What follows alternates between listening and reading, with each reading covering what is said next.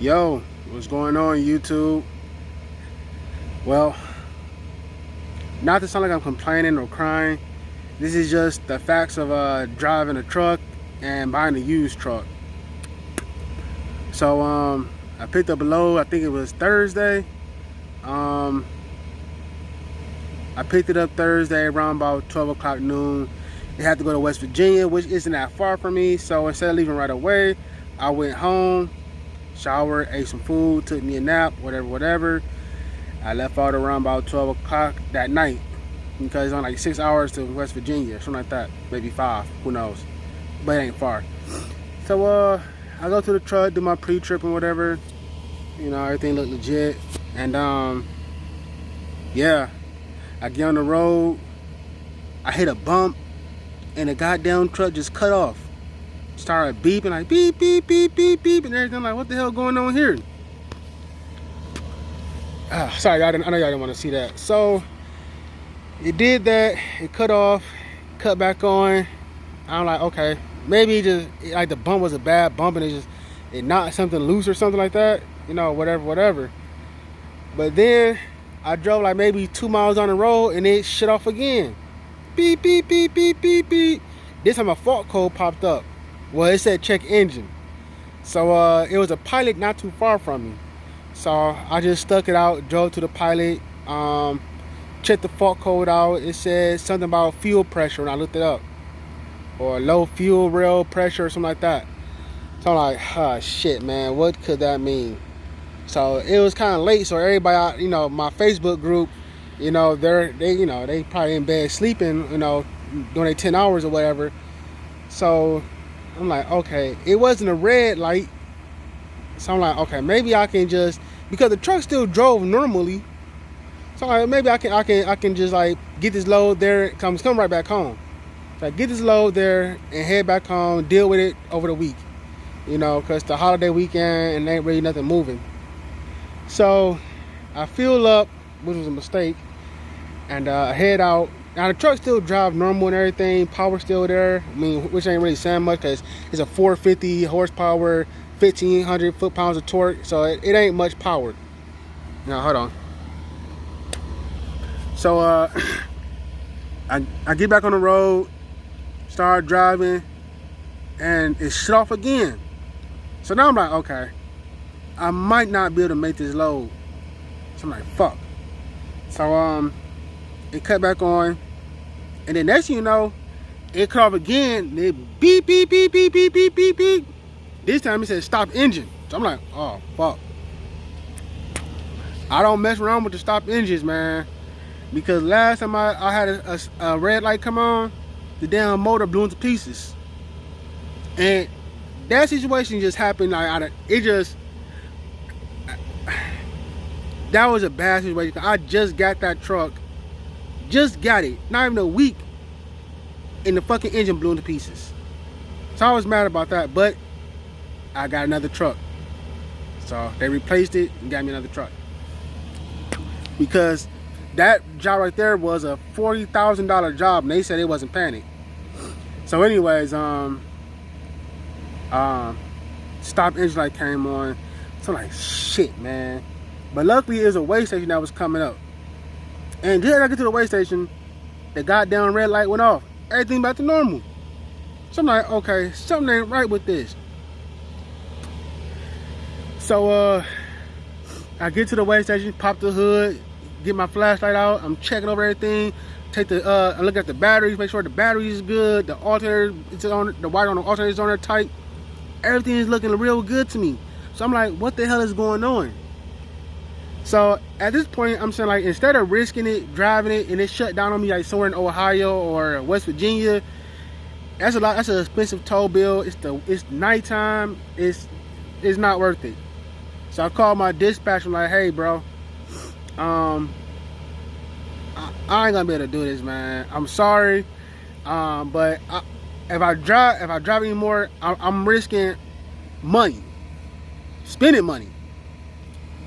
If it break down in near home, which I was like 40 miles away from my yard and my house, I can afford that bill. But not thousands, but hundreds of miles away, I don't know if I'm gonna be able to do that. So he's like, all right, brother. Let me see if I can get one of our other drivers to cover this load. Which he did. He got somebody else to do it. So I said, well, I'll tell you what, this is what I'm gonna do. I'm gonna limp it back to the yard and have them meet me there. So we got 2 yards on the east side of the city. I'm west side, and most of the drivers stay on the east side. So I get to the yard, swap trailers. I pull my truck from under the trailer and everything. And at that point, I made my mind up, and I said, you know what? I'm not driving this truck no more.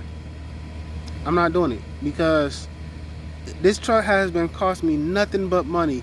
I put at least, let's see, maybe $35,000-$40,000 in this truck this year. My pockets are empty. And I know people gonna like, hey, you an owner operator, you supposed to have money at all times, and you can't have money when your truck constantly breaking down. You know, truck break down, might take a week or two, might take a month. Truck break down again. Shop's just backed up. Shop's been telling me like, hey, look, man, you can bring your truck here, yeah, but it might be a couple of days, it might be a week. We backed up, so we don't know when your truck can get back out. So that's why I've been doing some of my repairs by myself. Like, you know, I had a couple of things like my fuel belt, my fuel tank strap, that came off. You know, little things that if I can see it, you know, look too complicated, don't need no computers, I'll do it. Just so I don't have to wait, you know, days and days or whatever to get my truck back. You know, I got my own tools, air compressors and all that stuff. I do some of it myself, and I got people that help me. Like my fan belts, all my belts, man, my belts came off, all of them. Luckily, they came off at the yard. It's crazy. You know, it's like I had that kind of luck. It get me back to the yard, and boom, it breaks. So, you know, it's been a rough couple of months. You know, I haven't been able to do anything or nothing. You know, it's just repair after repair after repair. Some major, some minor. You know, but I'm at the point now where it's like, you know what, this is what I'm gonna do.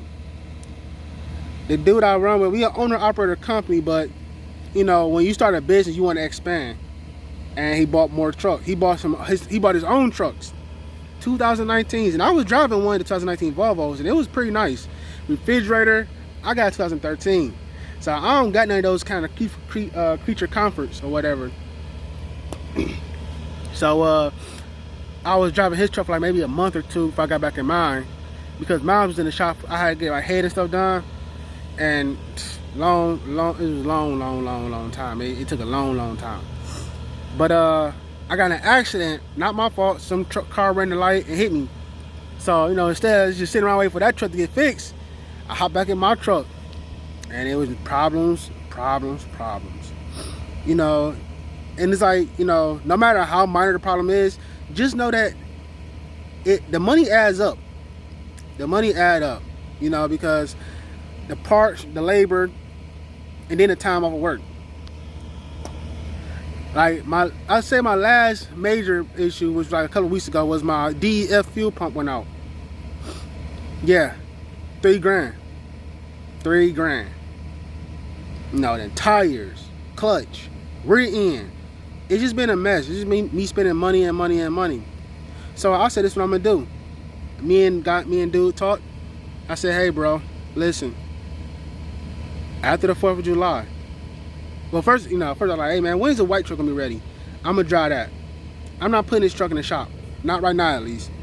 He said, well, it should be ready sometime next week, which is like the week of the 4th of July. So I'm like, sweet, so it works out. So I'm like, look, this is the plan. I'm not driving my truck.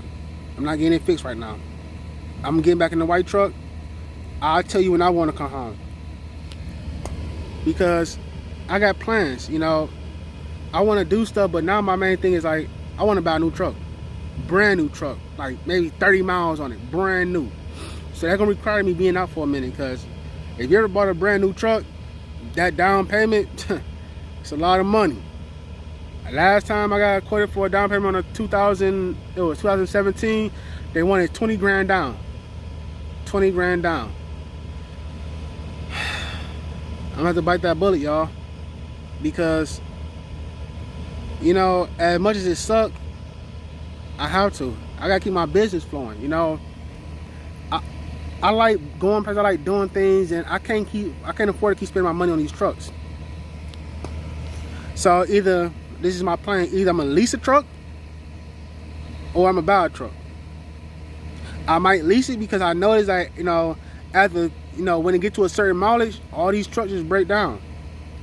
So I figure what I'm gonna do is, at least for now, I'm probably gonna lease a truck.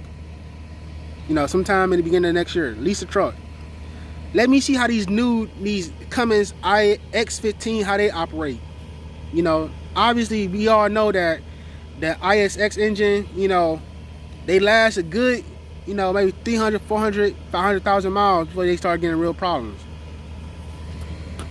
So I figure, let me lease a truck. Let me see how these new engines operate. You know, the white truck I was driving, the new Volvo, is brand new. It haven't got to that kind of mileage yet, where it's, you know, starting to break down.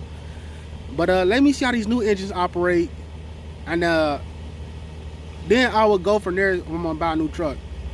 And let me tell you about my truck. The whole goddamn truck needs to be replaced pretty much. I'm looking over my lines and all this stuff. It's like, I bought my truck from Ryder. It was a Boston truck. That's where it was at. It was in Boston. I don't know if it ran on the East Coast or if it ran all over the country, but for 2013, this truck, it's okay, but it's not in the shape that you were like, man, 2013 is like, man, I'm telling you, like, I had to replace like the heater lines, the radiator lines, or the hoses and all that stuff. It just got to the point like, I'm not making money for me, I'm making money for the truck. All the money I get goes toward the truck. I plan something, boom, I can't do what I planned because, why? The truck.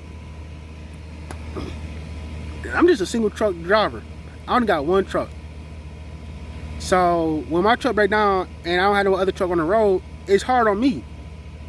But that's how it is when you're an owner operator, you know. It is what it is. So like I said, what I'm gonna do is I'm gonna drive his truck. I put like maybe 20,000 miles on it or something like that, and it's an automatic. I'm not gonna lie, hey, I'm a manual kind of dude, but I ain't gonna lie, man, driving through like Jersey and New York City in an automatic, it's amazing. That stop and go traffic, or move an inch every 5 minutes traffic, whew, that automatic is lovely. It's lovely, man. Bro, listen, when you driving a manual and you gotta push that damn clutch in and put it in first gear and fucking take it out of gear because you're gonna sit there for another 5 minutes, that can wear on your legs. It can wear on the legs.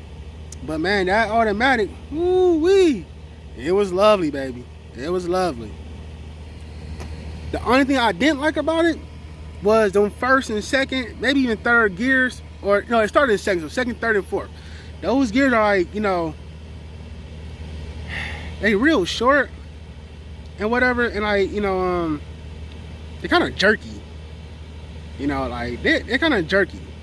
But other than that, I loved it. I might even get me one.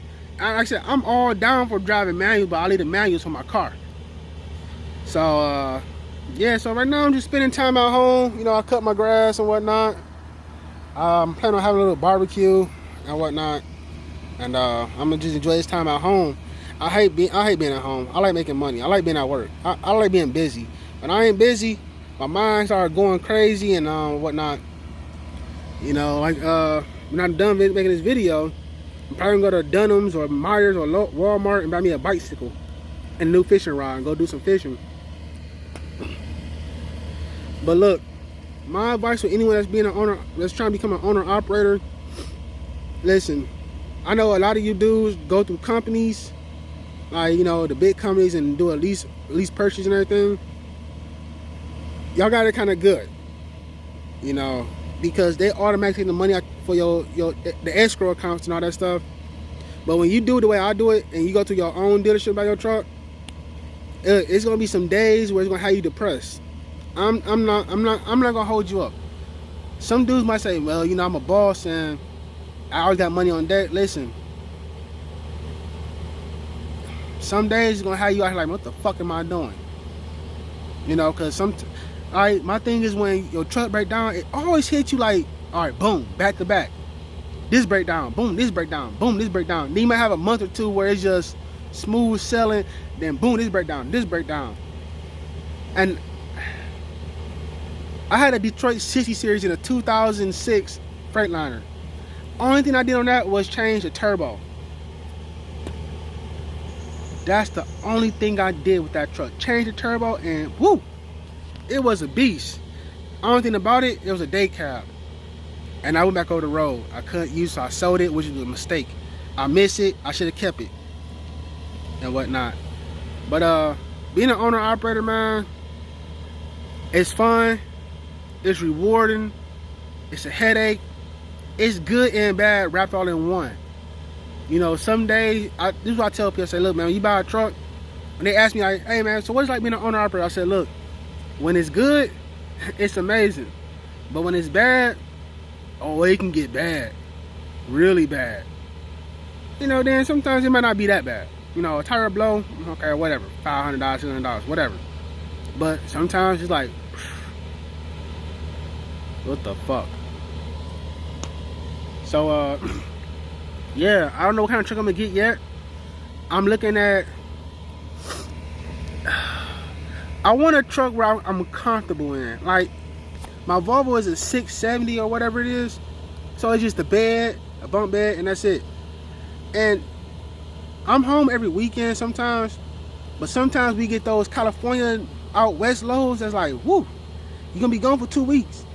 And my one of the guys I rode with, he the co-owner, he got the bigger Volvo, I think like the 8 something. He like, you know, he was saying like, hey man, look inside my truck, see how, look at my setup. You know, he got the table, the couch and everything, the bunk bed. He like, you know, when I'm out on the road, I'm in comfort. You know, I got a big refrigerator. I don't have to sit in my chair and eat my meal. I set the table. I'm like, yeah, that's nice. That's nice, you know. So I don't know what kind of truck I'm gonna get yet, but I do know I'm gonna spec it to my likes. When you buy a used truck, it's most likely you're buying a fleet truck. And we all know that the fleet trucks don't have all the bells and whistles, or some of the bells and whistles. Like I said, man, I got a 450, 1,500 foot-pound torque engine. And let me tell you, I do flatbed, and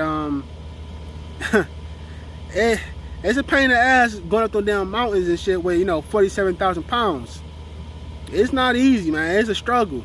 Engine, I mean, temperatures getting hot, oil getting hot, water temperature getting hot and everything.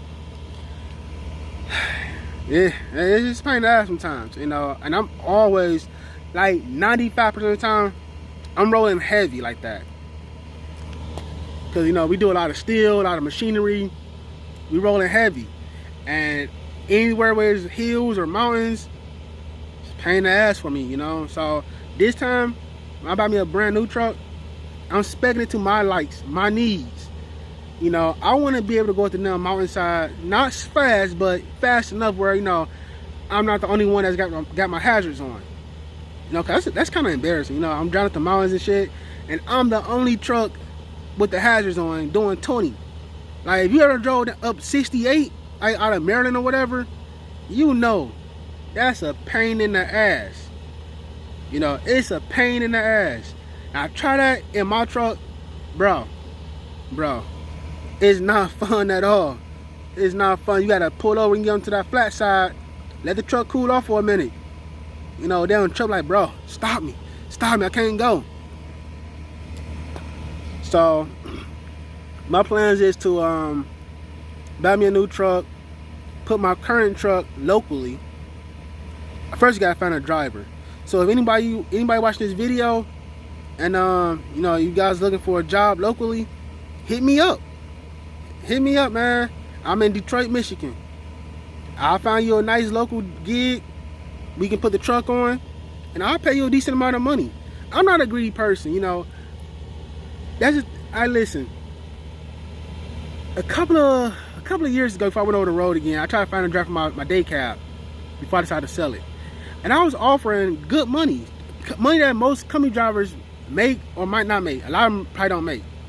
But I was offering at least $1,300 a week to be home every day to run a lane from Detroit to Grand Rapids back to Detroit.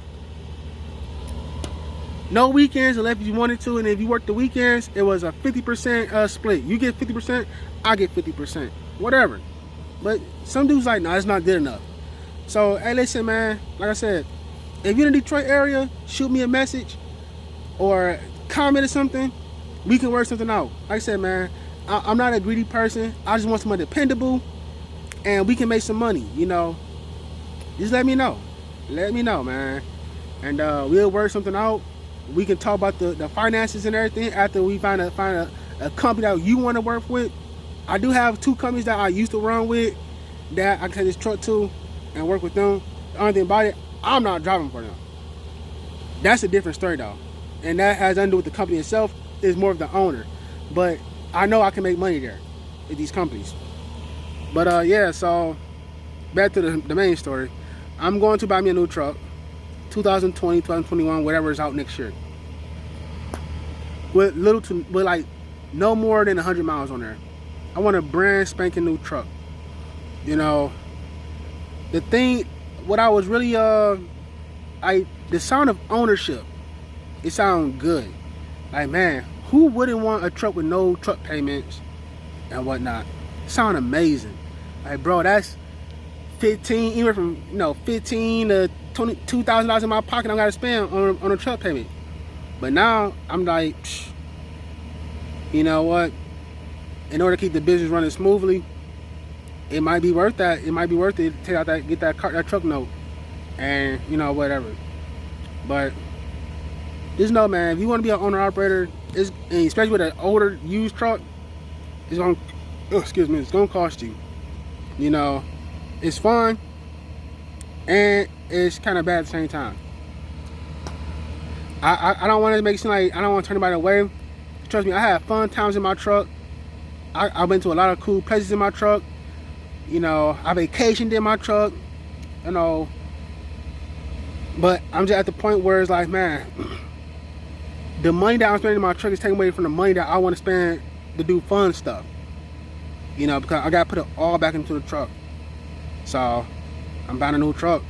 You know, just know, being an owner operator, I don't care what nobody say about us truck drivers. You know, we got a hard ass job. You know, it's hard. From the money aspect of it, arguing with brokers, because brokers try to lowball you at every step they can. Dealing with traffic, dealing with some of these terrains we gotta travel through. I went to Colorado, up in like the ski resorts, and man, let me tell you, it ain't fun. You know, you got them 10 miles an hour curves you gotta try to turn, and you know, your tandems is wide open, 'cause I got split axle tandems, and you trying to make that damn curve and you blocking both lanes, and damn cars trying to don't see until the last minute. You blowing your horn and everything, let people know you trying to make this turn, or you brush up against the side of the mountains and whatnot, because they're not really meant for trucks. Hey, it's a challenge every day out there. You know, my old lady's like, you just a truck driver, you just drive a truck, that's all you gotta do, that's easy. I'm like, listen, you won't last a day in my shoes.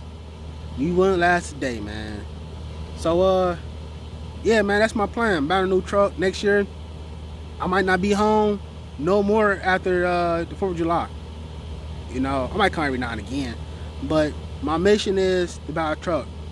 So my thing is, when you want to do something, no matter what it is in life, you gotta become obsessed with it. Your mind can only focus on that one thing.